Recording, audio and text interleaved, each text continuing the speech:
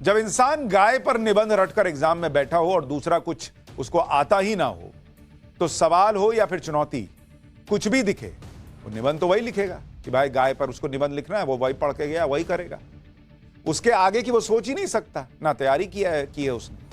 कांग्रेस और India alliance का भी यही हाल है। वो मोदी को हरा नहीं पा रहे, बहुत इधर उधर हाथ पैर मारे, कुछ नहीं हो पा रहा, तो फिर घूम फिर कर बहुत दिमाग लगाते हैं, प्रयास करते हैं, तो क्या करते हैं, मुस्लिम वोट बैंक की पॉलिटिक्स से आगे ये बढ़ ही नहीं पाते। ऊपर से जब से नरेंद्र मोदी का एक है तो सेफ है का नारा हिंदुओं के अंदर पेनिट्रेट कर गया है, घर कर गया है, तब से तो लगता है राहुल गांधी और कांग्रेस का एक ही एजेंडा दिख रहा है।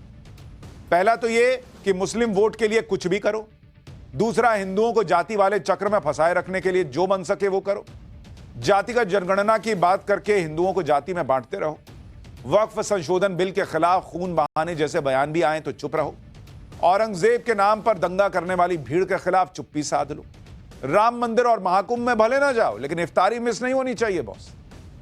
लेकिन अब तो जो हो रहा है या होने की बातें हो रही हैं वो बहुत घातक है।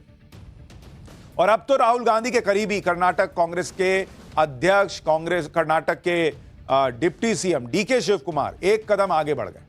उन्होंने मुसलमानों को आरक्षण देने के लिए संविधान बदलने की बात तक कह डाली और इससे बड़ा बवाल मच गया। अब एक तरफ राहुल गांधी और उनकी टीम अपने प्लान ऑफ एक्शन पर काम कर रही है, दूसरी तरफ पीएम मोदी और उनकी टीम अपने एजेंडे पर आगे बढ़ रही है। आज नागपुर से लेकर संभल तक में जो जबरदस्त एक्शन हुआ, उससे मैसेज चला गया कि देश में कानून व्यवस्था से कोई समझौता नहीं होगा बॉस। तुष्टीकरण और वोट बैंक के चक्कर में देश को जलने नहीं दिया जाएगा। औरंगजेब से प्रेम दिखाने वाले या सनातन की राह में रोड़ा बनने वाले अगर कानून को हाथ में लेंगे तो अंजाम भुगतने के लिए भी तैयार रहना होगा। पीएम मोदी और उनकी टीम का विजन एकदम क्लियर है। नागपुर में दंगे करने वालों पर अब फडणवीस बुलडोजर चलवा रहे हैं। संभल में सीएम योगी ने हिंसा करने वालों को टाइट कर दिया है। उत्तराखंड में सीएम धामी यूसीसी लाने के बाद अब अवैध मदरसों पर एक्शन ले रहे हैं। यानी टीम मोदी पूरे फायर मोड में है। आज आपको सब विस्तार से दिखाऊंगा, मोदी मॉडल से लेकर राहुल मॉडल तक। किसने कह दिया है कि राहुल भारत को इस्लामिक राष्ट्र बनाना चाहते हैं, संसद में आज क्या क्या बवाल मचा, कैसे मचा, सब दिखाऊंगा। पहले आज जो हुआ उसकी एक झलक देखिए।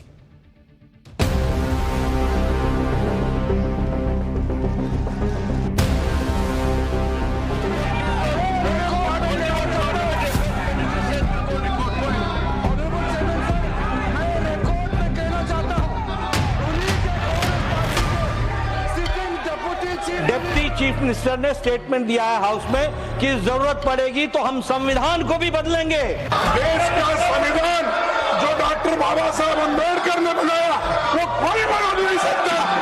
आज कांग्रेस फिर मुस्लिम रिजर्वेशन के बाद उठा करके बाबा साहब का संविधान का इज्जत को इन्होंने मिट्टी में मिलाने का काम कर रहे हैं। एक संगठन हिंदुस्तान का जो भविष्य है उसको खत्म करने में लगा है। उस संगठन का नाम आरएसएस है।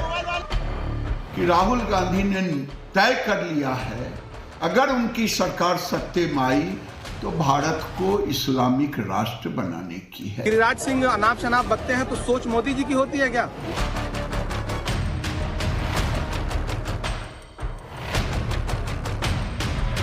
राहुल गांधी कांग्रेस के अध्यक्ष, सोनिया जी, आप देश को बताएं कि जब रिलीजन बेस्ड रिजर्वेशन परमिसिबल नहीं है तो इसके लिए आप संविधान को नहीं बदलेंगे।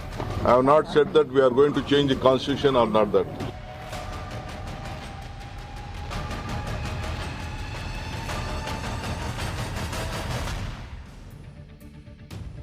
पीएम मोदी को घेरने के लिए राहुल गांधी बार बार खुद को संविधान का रक्षक बताते हैं। कहते हैं कि उनके रहते हुए संविधान को कोई छू नहीं सकता। लेकिन अब उनके ही करीबी डीके शिव कुमार ने संविधान बदलने पर ऐसा बयान दे दिया कि राहुल गांधी के लिए जवाब देना मुश्किल हो रहा है। दरअसल एक निजी चैनल के इंटरव्यू में डीके शिव कुमार से कर्नाटक में मुस्लिम आरक्षण और उसके खिलाफ बीजेपी के अदालत जाने को लेकर सवाल किया गया। डीके शिव कुमार से पूछा गया कि धर्म के आधार पर तो आरक्षण का प्रावधान ही नहीं है। इस पर डीके शिव कुमार ने कहा कि हां, मैं मानता हूं, अभी देखिए कोर्ट क्या कहता है। हमने कुछ मुस्लिम आरक्षण मतलब शुरुआत की है। मैं जानता हूं हर कोई इस मुद्दे पर कोर्ट जाएगा। अच्छे दिन का इंतजार कीजिए, अच्छे दिन आएंगे, बहुत सारे बदलाव हो रहे हैं, संविधान भी बदल जाएगा। ऐसे फैसले हुए हैं जिन्होंने संविधान में बदलाव किए। डीके शिवकुमार के बयान से तो यही लग रहा है कि कर्नाटक में मुस्लिम आरक्षण तो अभी सिर्फ शुरुआत भर है। कांग्रेस तो मुस्लिम आरक्षण के लिए संविधान बदलना पड़े तो वो भी करने को तैयार है। लोग परेशान हो रहे हैं कि बॉस राहुल गांधी पीएम बन गए तो देश में यही सब होगा क्या। मुसलमानों को आरक्षण देने के लिए डीके शिवकुमार ने संविधान में बदलाव की बात कहकर बड़ा बखेड़ा खड़ा कर दिया। इसके बाद संसद के अंदर और संसद के बाहर काफी तूतू मैमे होने लगी। राज्यसभा में तो जेपी नड्डा और किरण रिजिजू मल्लिकार्जुन खड़गे से भिड़ गए। एक बार देखिए क्या हुआ है आज संसद के अंदर, फिर बताता हूं कि इस मामले में बीजेपी ने राहुल गांधी को कैसे घेरा है। डिप्टी चीफ मिनिस्टर ने स्टेटमेंट दिया है हाउस में कि जरूरत पड़ेगी तो हम संविधान को भी बदलेंगे। This is a very serious matter और ये लोग बड़े संविधान के रक्षक बनते हैं और ये लोग संविधान की रक्षा करने की बात सारे देश को बताते हैं, ढोल पीटते हैं, वो संविधान की धज्जियां उड़ाते हैं। आदमी इनको कहा देश का संविधान बदलने वाले हैं। देश का संविधान जो डॉक्टर बाबा साहब अम्बेडकर ने बनाया वो कोई बदल नहीं सकता।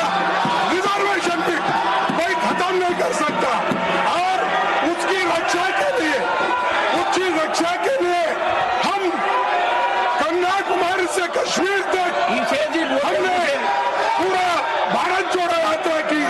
ये भारत तोड़ो करने वाले ये सब रिजर्वेशन के धज्जे उड़ाने वाले लोग। कांग्रेस पार्टी के सिटिंग डिप्टी चीफ मिनिस्टर और उनके स्टेट के कांग्रेस प्रेसिडेंट ऑफिशियली कहा है और आपके कहने पर मैं इसको ऑथेंटिकेट भी कर सकता हूं। और ये मुस्लिम लीग का पॉलिसी 28 अगस्त 1947 में मुस्लिम लीग ने जब रिजर्वेशन पॉलिसी को संविधान सभा में लेके आए थे तब सरदार पटेल ने रिजेक्ट किया था। आज कांग्रेस फिर मुस्लिम रिजर्वेशन का बात उठा करके बाबा साहब का संविधान का इज्जत को इन्होंने मिट्टी में मिलाने का काम कर रहे हैं। अब खंडन करना चाहते हैं। आप हिम्मत है तो डिप्टी चीफ मिनिस्टर का इस्तीफा आज ही मांगिए। बीजेपी कह रही है भैया डिप्टी सीएम का इस्तीफा मांग लीजिए अगर मुसलमानों को रिजर्वेशन देने के मूड में नहीं है तो। कर्नाटक के डिप्टी सीएम डीके शिवकुमार ने यह बयान ऐसे वक्त में दिया है जब शुक्रवार को ही कर्नाटक में मुसलमानों को 4% आरक्षण का बिल पास हुआ। बिल का नाम रखा गया है Karnataka transparency in public procurements amendment bill 2025। Karnataka में पब्लिक कॉन्ट्रैक्ट में मुसलमानों को 4% का आरक्षण दिया गया है। 2 करोड़ तक सिविल वर्क से जुड़े कॉन्ट्रैक्ट और गुड्स सर्विसेज से जुड़े 1 करोड़ के कॉन्ट्रैक्ट पर आरक्षण लागू होगा। बिल के तहत पिछड़े वर्ग से जुड़े 2B कैटेगरी के आने वाले मुसलमानों को आरक्षण मिलेगा। बिल को लाने के पीछे मुसलमानों में पिछड़ेपन, बेरोजगारी की समस्या को आधार बनाया गया। अब यह बात कांग्रेस भी अच्छी तरह जानती है कि संविधान में धर्म के आधार पर आरक्षण का प्रावधान ही नहीं है। इसलिए कर्नाटक में सरकार ने मुसलमानों को ओबीसी आरक्षण की 2B कैटेगरी के तहत आरक्षण दिया। आपको समझाता हूं यह कैसे किया है कांग्रेस ने, आपको खेल समझ में आएगा कि क्या हुआ है और क्यों लोग जो है परेशान हो गए आज ये बात सुनकर। अब आपको कर्नाटक का हिसाब बता रहा हूं जहां कांग्रेस की सरकार है। वहां पर जो सिविल वर्क होता है आप करते हैं, सिविल वर्क में आरक्षण की बात की गई है। और पहले से ऐसा नहीं है कि आरक्षण नहीं है, आरक्षण है, लेकिन कितना आरक्षण बढ़ाया गया मुसलमानों के लिए आप वो देखिए। पहले से था कि भाई SC ST है तो उनको कितना आरक्षण मिला हुआ है, 24% का आरक्षण मिला हुआ है, 24%। जो ओबीसी कैटेगरी है, ओबीसी में कैटेगरी 1 कैटेगरी 1 जो है उसको आरक्षण दिया हुआ है 4%। अब ओबीसी 2A है, ओबीसी 2A उसमें कितना आरक्षण दिया हुआ है, 15%। तो ओबीसी को दिया हुआ है और ओबीसी में मुसलमान ऑलरेडी आते हैं। कुछ जातियां जो पिछड़ी हुई है मुसलमानों की वो ओबीसी में आती हैं। यानी सिविल वर्क से जुड़े कॉन्ट्रैक्ट में 43% आरक्षण का प्रावधान पहले से था। आप ये देखिए ये 43 पहुंच जाता है। अब इसके साथ ही मुसलमानों को भी आरक्षण देने की मांग हो रही थी। इसलिए ओबीसी की कैटेगरी में कांग्रेस ने क्या किया कि वहां ओबीसी 2B करके एक कैटेगरी बना दी, 2B, और इसमें 4% आरक्षण जो है वो मुसलमानों के लिए जोड़ दिया, मुसलमान के लिए। भाई यहां जो है वो इसमें भी ऑलरेडी मुसलमान को मिल रहा है जो पिछड़ी जातियां हैं, तो फिर 2B में आपने क्यों दिया 4% का आरक्षण? देश के कई राज्यों में मुसलमानों को ओबीसी के तहत आरक्षण दिया जाता है, लेकिन उसमें 2 अड़चन भी है। पहला यह कि अक्सर यह आरोप लगता है कि ओबीसी का हक काटकर मुसलमानों को पिछड़ेपन के आधार पर आरक्षण दिया जा रहा है। दूसरा यह कि आरक्षण की 50% की लिमिट है, उससे ज्यादा आरक्षण नहीं दिया जा सकता।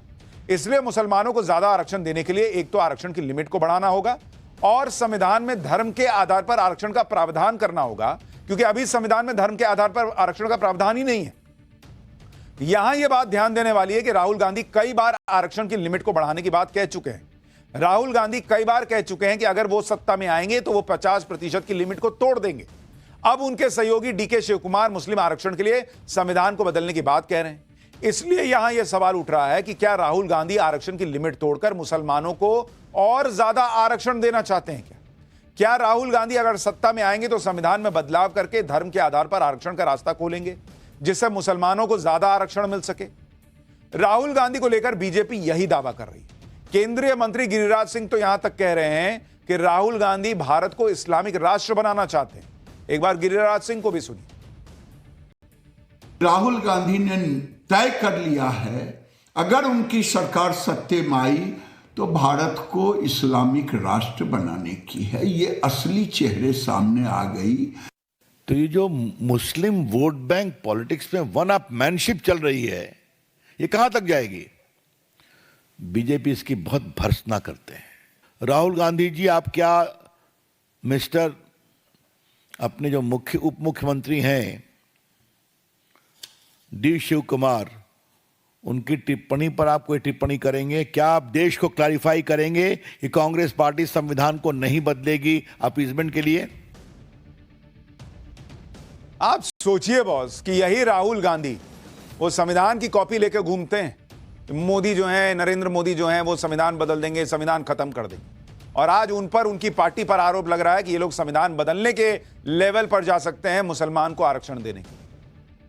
डीके शिव कुमार के बयान पर छिड़े बवाल के बीच आपको राहुल गांधी का पुराना बयान सुनाता हूं। साल 2012 में यूपी विधानसभा का चुनाव था। उस दौरान राहुल गांधी जब यूपी में प्रचार कर रहे थे तो डंके की चोट पर मुसलमानों को आरक्षण देने की बात कह रहे थे।